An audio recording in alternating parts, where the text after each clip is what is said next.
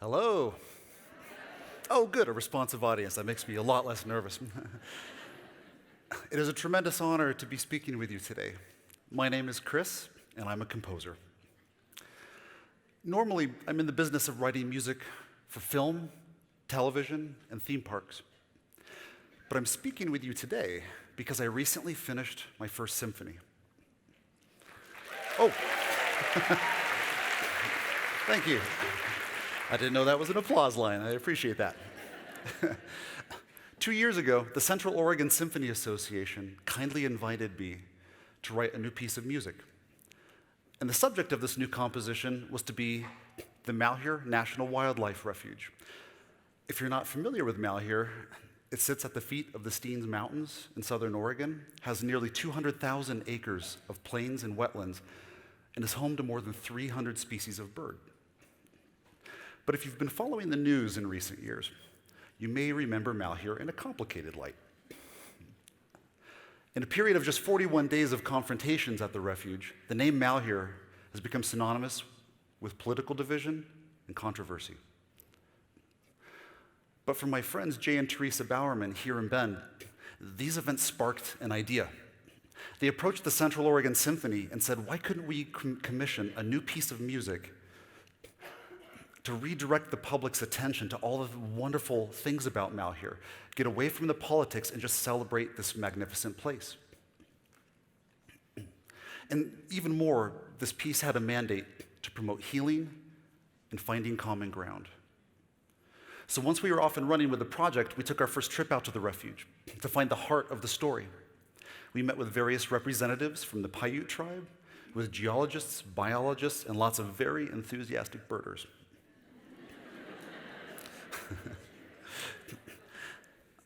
And we discovered not just one story about Malheur, but a tale in 5 distinctive chapters. Each chapter became a different piece of music within the symphony, and each moves forward in time. For instance, the first movement is Dawning Light. It's about the very beginning of time at the refuge. It's about the geologic formation of the Malheur Basin and the first signs of wildlife to arrive. The second movement, Sacred Basin, is about the first people to arrive to this place, and that would be the Paiute tribe, and they've been here for more than 10,000 years. Movement 3 is Thunder, and it's a summary of all the darker chapters of Malheur's history. Movement 4 is about probably the most famous aspect of the refuge, which is the bird life, and we'll get back to the curlew scherzo a little later.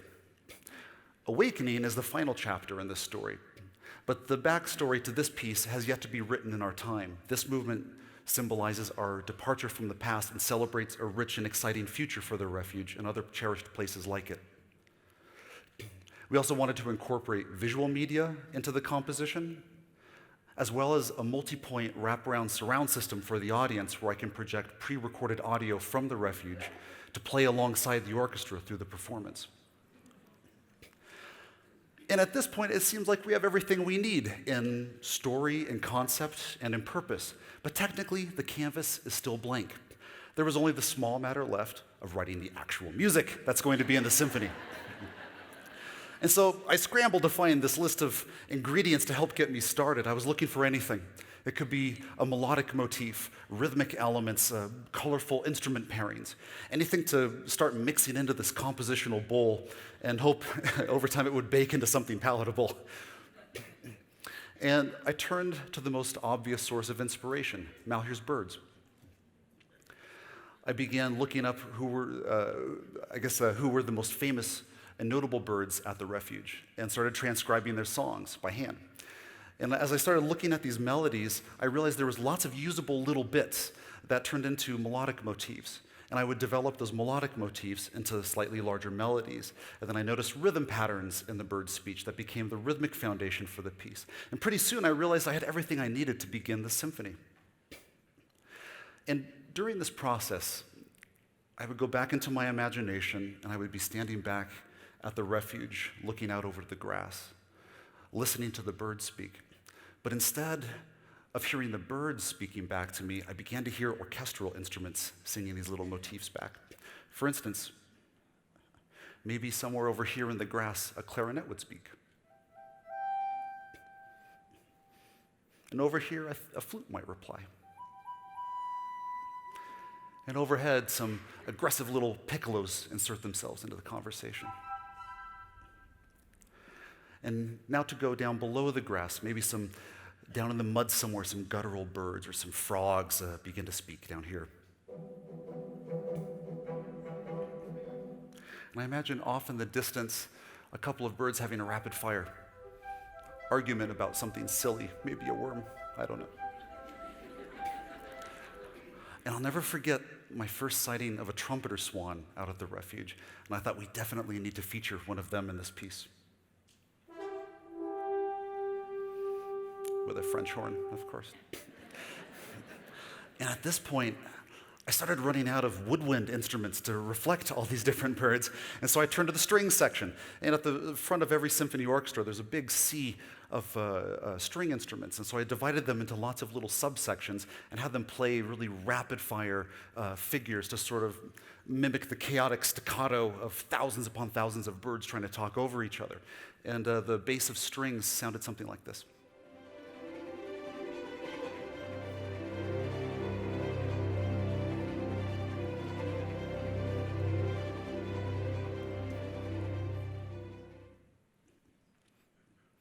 And I imagine the concert opening with what you're hearing right now.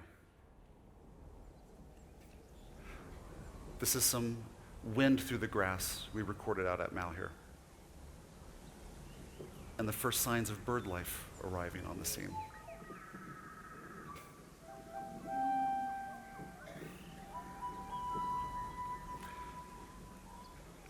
And a familiar cast of characters we just listened to, beginning to dialogue back and forth with the pre-recorded birds at the refuge. And I imagine through here, the conductor just freely pointing around the woodwind section, cueing whoever he likes whenever he feels like it.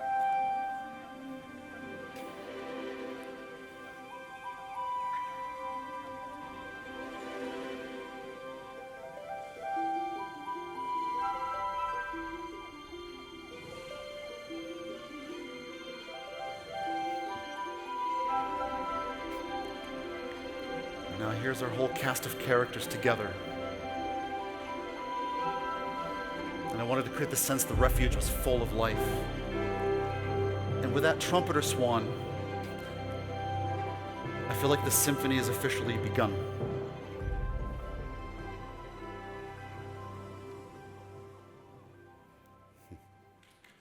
Oh, thank you. Thank you. That's mighty kind of you. Appreciate it. Now I'd like to walk us through movement 4, the curlew scherzo. Curlew as in, well, that guy. That's the long-billed curlew. Scherzo as in the movement of a symphony that has some humorous qualities to it. And I fell in love with the curlew right away in this project because I discovered something fascinating about it. It has a series of calls that happen to be in the key of D harmonic minor. And for all you music nerds, I believe it's right above me. But for everybody just listening, D harmonic minor sounds a bit like this.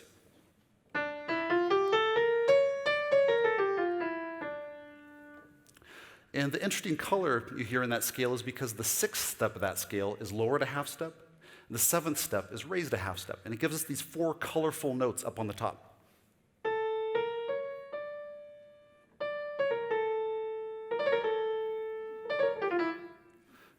Right? So keep that in mind when you hear this next bit. This is what I'm calling curlew call number 1. Rather than explaining it, I'll let the curlew introduce it.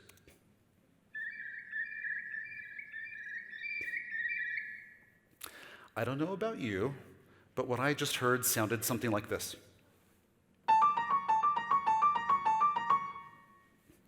Let's isolate this down a little further. There's our magic 4 notes again, and here's that curlew call. Now here's that exact bit of audio with what I just played on the piano.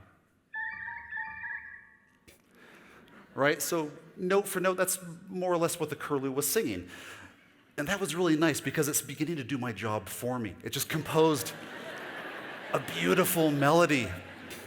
And it was very useful to this composition because here's how I used it in the strings and woodwinds.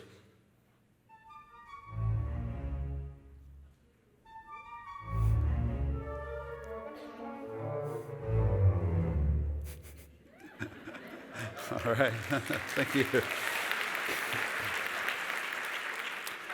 Next, I'd like to play for you what I'm calling curlew call number 2. It goes something like this.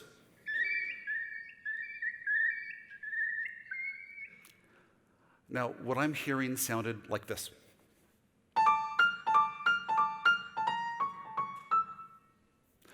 I also noticed that from time to time, the curlew will bounce off that bottom note a few extra times, rather than just moving up. Sometimes when it really gets going, it'll skip off that bottom note. And it will add a couple extra notes. And so I call that one the operatic, because every time I hear it, all I can think is, the curlew's in the opera, ba-dum, ba-dum, ba-dum, ba-dum. Maybe a better composer would handle that material a little more elegantly than me, but that's all I can hear every time I hear the curlew sing that. And here's how I used it in the piece.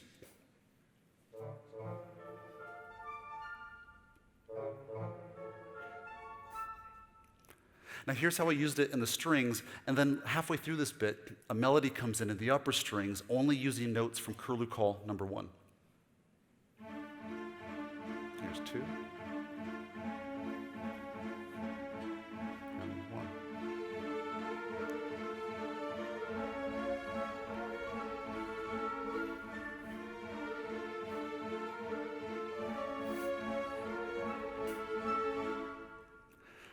All right, so also, thank you, I appreciate it. Also, I started noticing that if you hold all the notes down in each of those bits of the curlew call, it creates a very useful set of chord progressions. Again, this bird is doing all the lifting for me. And so those chords became the harmonic foundation for this piece, and I expressed them through this very staccato-y rhythm pattern that is included in almost every measure of the entire composition, so that no matter where you are, or where the mood changes, or if the melody changes, if that rhythm continues repeating under the surface, a listener will never forget which piece they're still listening to. And that's why composers call them a unifying element. And here's how I used that chord progression as a unifying element.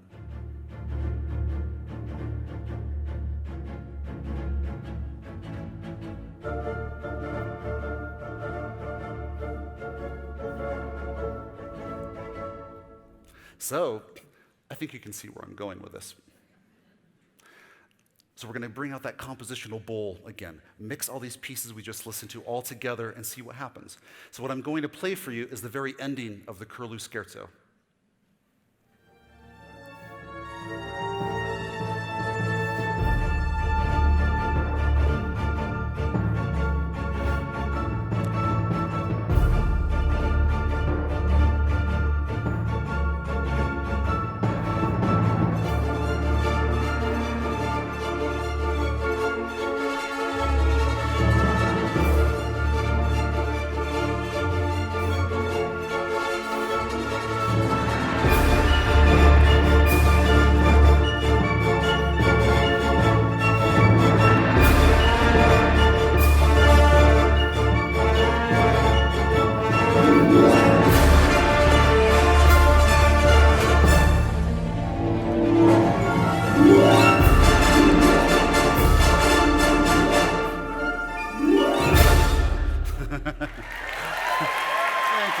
Thank you.